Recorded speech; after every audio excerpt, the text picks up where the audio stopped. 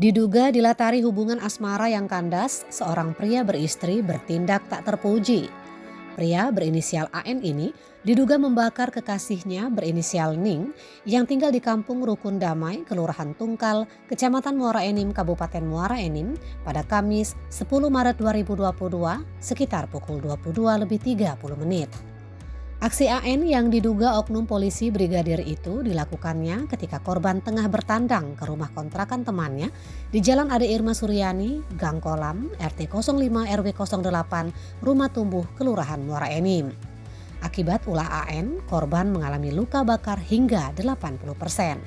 Sedangkan AN mengalami luka di bagian tangan dan wajah. Kasus tersebut telah ditindaklanjuti Satreskrim Polres Muara Enim setelah pihak keluarga korban melapor ke SPK Polres Muara Enim.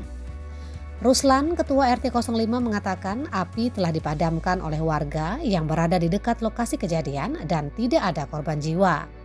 Yuniha, ibu korban berharap agar pelaku mendapat hukuman yang setimpal.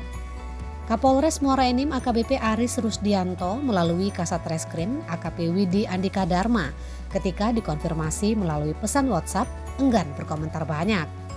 Sementara itu hasil pemantauan di RSUD HM Rabain Muara Enim, pelaku menjalani perawatan di ruang sel bedah karena mengalami luka bakar di wajah dan kedua tangan.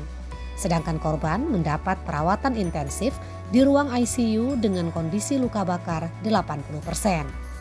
Fahrozi Kite melaporkan dari Muara Enim.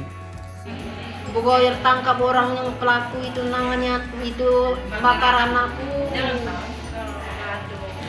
Sebagai orang buntu, tolong nian Pak, aku mohon nian Pak.